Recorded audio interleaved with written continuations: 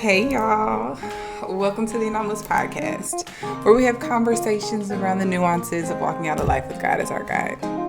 If you're in the process of evolving or transforming and are just looking for some practical help with the process, then you're in the right place. We're all trying to figure it out. I am your host, Tia McGee, and I don't know if y'all can feel it, but I am so genuinely happy and excited for you guys to be here today. I am genuinely happy and excited for myself to be here today. As you can tell, there's a new surrounding. I am at Ruby Lee's house, my best friend. We decided to take an impromptu trip to South Carolina. Literally, we spent all day driving from Oklahoma to South Carolina. Where we are in South Carolina is almost a 16-hour drive. But if you watch any of our vlogs, then you know that we're major road trippers, and that is nothing to us. But we're crazy, crazy girls, and we decided literally the night before, and we ended up leaving at 3 a.m. yesterday. But anyways, I hadn't pre-recorded, so I already had my mic and everything set up, in my bag, so I can set up and so I can record, so I can share these thoughts with you guys. So I am excited. I'm excited to be here. I'm excited to be sharing this with you. I'm excited for any and everyone that will tune in, and that this will help. And I was just praying a few minutes ago, and I was thanking God just for bringing me through different things, the ways that he's grown me, and the fact that we're even here, just able to share. I just wrote a blog post about how when it comes to sharing, when it comes to social media, when it comes to different assignments that God has for us, how we can at times start to feel like it's a chore, right? Or we can get so caught up in what we could be doing wrong, or just all of the nuances of it, as opposed to just really seeing it as a privilege, seeing it as this amazing opportunity to share. I have something worth sharing, I have something that can help y'all, that can help other people, the ways that other people have helped me by sharing their stories, or by sharing things that God has brought them through, or things that God has taught them, or things that life has taught them. I have something to share, and so it's just even that mindset shift, or just reminding myself of that and feeling myself show up, has been amazing. It feels really good right now, and I'm just feeling really grateful. That is not what we're talking about today, but I just wanted to drop that. So today, I actually wanted to come and share for the people who at times feel like their communication with God, or their connection with God, is a little stifled, or it's not as strong as they want it to be. This is some encouragement for you. I want to share some of my personal connections and ways that I hear from God, communicate with God, and how helpful it's been for me. And this isn't just about the communication, but really exposing, for those of you who may not know, right? This is assuming that you aren't already familiar with the rhythm of God. But there is a rhythm, right? When we're sensitive to it, there's a rhythm that God has in each of our lives, and there are patterns, if we're sensitive to them, that we can see how God has shown up in the ways that God likes to protect us, or likes to warn us, or likes to teach us, or if we are sensitive to it, then we can see the rhythm of God in our lives, And so for me, that has been extremely helpful for me to be sensitive to it, and to be curious about the happenings of my life, right? Not just seeing them all as these separate things, but beginning to become more sensitive and more curious about certain things, and becoming reflective on okay, I thought that was just some random thought, but then whenever it happened, it's oh, actually that was God trying to warn me, or just becoming more sensitive and curious. And again, just how helpful it's been. And so I want to come and I want to share some examples of the ways that I personally have felt and seen the rhythm of God, and how it's helped me in my life. And I want to give those examples, and I hope that you take the time to reflect on them, right? Take it in. If this is a brand new concept, or something you haven't quite heard of, or maybe you've heard of it before, maybe this is just a reiteration, and maybe it sparks your curiosity to begin to want it for yourself and to pray for it and those type of things, which is my hope, right? So I want to jump into it. Again, when it comes to the rhythm of God, we all know, or maybe we all don't know, actually. Maybe you know that, or maybe you've heard that, we can't expect God to show up for us in the exact same way, at the exact same time, through the exact same person all the time. And that is very, very true, right? Like, God is what seems to us to be spontaneous. God, he shows up in so many different ways. He'll have a stranger, somebody that you never met before, show up and gift you something or say something to you, or he'll speak to you through a movie or through, like, there's these random avenues and ways that God will reach you, right? And so that encourages us to look for God, not to just look for the thing, right? So because we're humans and we can tend to do that, right?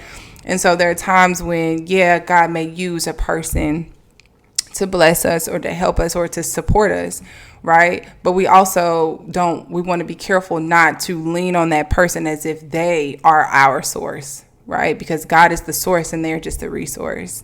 And so there are times when God will move, right? He'll shut down a situation and he'll move on in another direction, and he'll start to, help us through different avenues, or he'll just move on from there. And that is challenging us to seek God, right? To figure out which direction did he move to, where do I need to move to, where do I need to change my gaze, and kind of keep us on our toes so that we are looking for God, right? So that we aren't just looking for the people or looking for that one avenue. Okay, so that's one side of it, that we don't want to get so stuck on God showing up the same way. But then there's the other side where there is a real rhythm that God has in our lives. And it may look different for every single person, right? The way that he communicates to us, this rhythm and this pattern that he has in different areas of our lives can look different. But if we're open to it, if we're sensitive to it, then we can see it. And like I said, this can be extremely helpful whenever you get familiar with the rhythm, so that you can... it helps us to be expectant, right? It helps us in terms of forewarnings about different things, right? So we can mentally prepare and emotionally prepare. It helps us with our decision making, and a bunch of different things. And so actually, I want to go ahead and start sharing some examples that I wanted to share with y'all, just to give some real life stories, because I know that's really helpful for me. It's really helpful when I can kind of connect the dots, and it kind of brings it full circle. So one thing I want to share in terms of the rhythm of God, the ways that I've seen him show up, is there in terms of our communication, right? I hear God audibly, right? So he speaks to me and he'll say different things to me, especially things that he needs me to not question, right? He knows my personality. He knows how my mind works. He knows what I need, right, in certain situations. And so when there's things that he needs me to know for sure, he'll say it to me audibly. And so I don't even question. Like, okay, God told me and I know this for sure. And so it's going to happen. He knows when I hear it from him that I'm going to follow through with it. I don't even have to stress about, whether it was me, whether it was the trick of the devil, whether I'm being deceived, whether it's him, and those type of things. But there was, I bought a car. I financed a car. It's now paid off, but I financed a car in 2017. It was a cute little white, or is a cute little white Camaro. And I want to say about a year and a half into having the car, then God told me that he was like, hey, the Camaro isn't your car. And I was like, okay, cool. I didn't know exactly what that meant, but God told me it's not my car. And so from that instance, right, it started to shift and change my attachment, or the way that I viewed the car. I knew that it was my responsibility because it was already the way that it worked out. I knew that it was a gift from God, right? But him giving me that information kind of reworked my whole mindset. And I didn't know exactly how that would unfold, but now I can speak on it. And even throughout it, I could speak on it 5 years later, right? I just paid off the Camaro not too long ago, which if y'all been following the fact that I was on a 3-year sabbatical, I was not working, is a miracle. It's just a miracle. God just showed up. He did his thing in general. The car got paid for. It never got repoed. It never, we didn't miss payments. Anyways, I can go into the details of that story some other time. But it really helped me in terms of throughout the years how to navigate and how to make decisions. So I knew that it wasn't my car. And so now in retrospect or in reflecting on it, the car has been driven by 4 or 5 different people for like extended periods of time. And in full transparency, I just got the Camaro back 2 days ago because my sister was driving it and she's been driving it the last 6 months. Okay. And so, and granted, I mean, we live in the same city, or whatever, but that was the decision that I made. And that's what I felt was supposed to happen, in the position that she's in, and she has kids, and, in the transition of her life. That's the way that God wanted to love on her and support her and help her, was for her to have the car while she figured out and got things together for herself and for her family and restructuring things. And so that was, yes, I was obedient, but that was a way that God wanted to love on her. And that has happened multiple times throughout these years, where there was a stint in somebody's transition where the Camaro was exactly what they needed, and so it gave them not only transportation, but, there's something different about having something nice, right? Like, especially in the middle of a sticky or, like an uneasy transition, having God come through with not only like transportation, but something that's nice, that helps you to feel good, that helps you to dream differently. Like, like you start to, it does something special, and the Camaro, her name is Ice. And, it does something. It does something. And so there's been times throughout these last 4 or 5 years when I left my car back home so that someone else could drive it. While I was in South Carolina, I left it home so someone else could drive. Or there have been times when it was up to me to, share rides with my mom, or, get rides, or, because the car in that season, God wanted and needed it somewhere else. It was meant to take care of somebody else in that season. And so even, again, like bringing that back around to get that forewarning years before, right? It's like, it set me up. It's like, okay, in my mind, I already know, like, God told me the Camaro is not my car, so whenever those times come about, and whenever he sends that whisper, like, or gives me that nudge that, no, just let it ride. I'm going to take care of you. We going to figure it out. Like, we're fine, or just leave the car home. Like, you'll be fine in South Carolina, or, and just even within that, and being good with even still paying the bills, or just even reworking how it gets taken care of. Right. Like, even being able to release some of that. Like, okay, we all in this together, because the Camaro isn't your car in the first place, And so even where the Camaro is going to go next, God has already told me who I'm going to give the car to. And so it's just the forewarning and that rhythm, right? Knowing that God speaks to me in that way beforehand helps me on how to decide, helps me on how to navigate, helps me on how to, like how I even feel in the midst of these sort of decisions, Another example, smaller, not as big as like giving up my car or whatever, but plane rides. Again, I travel a lot. I road trip a lot, but I fly a lot as well. And a few years ago, our plane rides became like very sacred, right? So like our travel in the airport became like a thing with me and God, and I could start to feel it. There was a shift. And so I started to feel like with every trip, right, getting like on the plane and off the plane, landing in a new city, it just felt like a shift in my life. Even if it was a mini shift, it was like, this is like a thing. I could feel that there was something happening, and I could feel that it was like these assignments. I started to see them as like, I'm not just touching down just to go on vacation. I'm not just touching down just to visit my family. Like I could feel that with each one of these like plane rides, it was an assignment, and so even if it was fun or reset or rest or work or whatever, there was something that God was having for me there, and so with that in mind, then I started to also feel him like meet me on the plane. And the more that I started to feel that, the more that I started to expect it. And the more that I started to expect it, it shifted the way that I navigate on the plane rides, right? And so instead of like just jamming out to like, rap music, R&B music, like the whole time or whatever, I'm making sure I set aside silent time. I'm making sure that I pray, right? Because it changed my prayers. when I started to expect, it's like, okay, Holy Spirit, speak to me. Like, what is it that you want to give me? What is it that you need me to know? How do I need to prepare for this trip? What do I need to be sensitive to? What is something that I need to do that that you need me to do that I wouldn't have done on my own, and so it really shifted my prayers.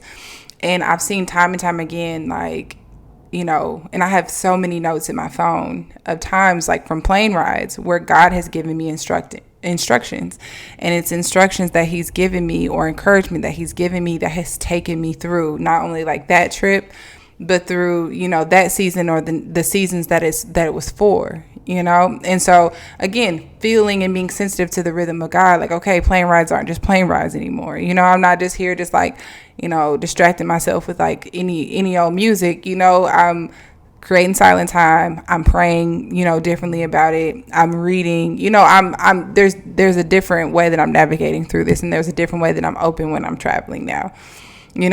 Another example, my friendships, my relationships. And I was really, once I got this one, I was like, oh, okay. Like, I'm feeling it. So a few years ago, I started to sense this rhythm of God when God was pulling people closer to me. Right. And this was right around the time when I needed to make some big girl decisions just about some connections and relationships that I had, just navigating differently, as opposed to like just being super open and like allowing tons of access to everybody. God was just like, hey, like he was just really switching things around and helping me to understand why this was important. And so it was kind of shifting some relationships around and some breakups and those type of things. But he was also, I started to sense, I could kind of tell when he was like bringing people closer to me. And so it was this pattern of, like someone I already knew, or someone I had been closer to maybe beforehand, someone I already had some sort of affection for. But I would start to, like in my prayer time, like when I would be praying to God, like, hey, can you put someone on my heart and on my mind, then that person would start to come up regularly. And he would start to have me pray for them. And like, it got so consistent and so deep that I could feel that I was like supposed to cover them in prayer. Like I would be like warring for them, like, and then there would be times when it's like, no, reach out to her, reach out to them, like ask them, what do they need? What do they need? What do they need help with? What do they need prayer for? And so it just became more consistent, and it was just that, right? And then over time, then it'd be like, okay, share this with her or share this with them. And I wouldn't know why I'd be like randomly like reaching out, sharing my business with these people. And I would like, when sending the voice notes or having the conversation or whatever, be like, I don't know why, but God wants me to tell you this, and so it was just these little pieces of like, just God like pulling the pieces together. And then the same thing will kind of be happening for them. And I could tell like they would be reaching out, and I could feel that it was God like putting me on their mind and putting me on their hearts, and so he was just naturally pulling us together. And then it'd be, and most of the time it'd be over a span of like months or a year or years, those type of things. And then it would be like, next thing you know, we're like this really significant piece to each other's puzzle, and maybe not for life, maybe just for that season. But I was just like, okay, I started to notice it. And it was really helpful for me because it helped me to know like the way that God wants to do this and the way that God is pulling us together. I know it's the best way to do it. And so I'm excited because I can see what God is doing, but I trust in his timing. I trust in his way much more because I have the evidence of the way that God is pulling us together, that, with allowing him to do it, that we come together and we serve each other, and it serves the purpose that it's supposed to, and it helps me to not force the issue. And so even now I can feel and I could sense like the people that are getting closer to me now, I could sense it months ago that, oh, okay, God is pulling us together. I'm just going to wait for his timing. I'm going to wait for the way that God works this out and the reason why he needs us to be connected. Because sometimes you think it's one thing, right? And it's another thing. And so that has been something that has been extremely powerful for me and really, really helpful too. And so with those examples in mind and everything that I've shared, right, I just want to leave you with a little bit of homework, right? Some reflective points on how to even pull what you just heard together, right? If you've made it to this point and you're like, okay, like those stories are cool, those examples are cool, like what now, right? So what I would like for you to do is, first off, just take some time to just reflect on your own. And I know that's what I always encourage y'all to do, but like it's one of literally the most like helpful things. So just set aside some time. It could just be a few minutes, right? It could be right as soon as you turn this off. It could be right now. Even just asking God, like, okay, with this information, like with like the rhythm of God, like, God, this sounds like a cool concept, but I don't quite know. I don't know. Like, can you help me? You know, that's one, like praying, asking God to help you, to guide you, like to see or to be sensitive to his rhythm, right? To open your eyes and help you to be sensitive. And then also pairing that with time to reflect. So on your own, just reflecting, like, if I sit down and think about it, can I actually pinpoint some patterns that I thought was nothing? You know, if I think about, you know, in terms of my career or in terms of work or in terms of like relationships or in terms of my finances or in terms of, you know, my creativity or whatever it is, like, can I actually pinpoint a pattern that it's been right in front of my face and I just haven't noticed it before? Okay, because you'll be surprised. You just take some time to reflect. You pair that with prayer. Next thing you know, you're like, oh my gosh, it was just, you know, and then you start to learn, you know, a bunch of different stuff. You start to see it. God opens your eyes to it. So definitely do that. And then lastly, I want you to, if you find yourself right now, just like even a little bit curious, I want you to choose that you want to be sensitive and that you want to be curious about the happenings of your life. Right. And it's important for us to choose that is something that we want, like to choose that I want to be sensitive and I want to see the rhythm of God. I want to feel the rhythm of God. I want to connect to God in that sort of way, you know, so that I can receive that as guidance, so that I don't just brush it off, so that I don't just overlook it, you know, because once we first decide that is something that we do want for us, it changes the way that we pray, right? And then we within ourselves begin to be more open and we begin to use our vision, right, within our own power of what we can do. We start to look for God in different things, right? We start to pray and ask God to help us to see him in different things, right? Which helps us to actually see him, to see what he's doing, to become more familiar with the rhythm of God. Because the reality is when you start to look for God in everything, then you start to see God in everything, you know? So choose for yourself, like that is something that you want, you know, even if you still a little like, I don't know, like, then just pray and ask God to guide you, you know, and the more that we're open, the more that we're sensitive to that, the more we can become more familiar with the rhythm of God. And it is, again, like, it is extremely helpful in how to make decisions. It's extremely helpful in terms of the forewarnings. There are so many times that God is trying to warn us about things, right? And it doesn't always have to be bad things, but about just major shifts that are happening. Like when there is a major shift that is happening, that's coming up, that I mentioned earlier, you know, God warns me. God warns me about that. And my issue before, and even still to this day, if I'm being honest, like what I have to do is actually slow down. The more that I've gotten familiar with the rhythm of God in this way, like I've noticed, like, okay, he tells me something, but it's not for right now. Most of the time it's not for right now. It's for like weeks and months and sometimes even years out, you know? So just relax. Don't force the issue. Don't rush into making changes on your own right now. Just be aware. He just wants to warn you. He wants you to be aware. He wants you to take it in, and he wants that to change your prayers. He wants that to change your vision. He wants that to change the way you're navigating, right? Or to even just be sensitive to it, right? So whenever it shows up, then you don't overlook it, right? Or you don't think that it's something that it's not.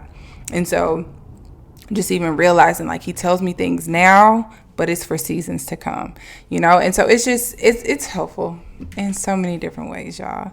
And so I pray that, you know, that this was helpful for you. I pray that you connected to even just one small piece. And again, if you're just even curious at all, then pray about it and ask God to help you. You know, ask God to help you. Ask God to open your eyes.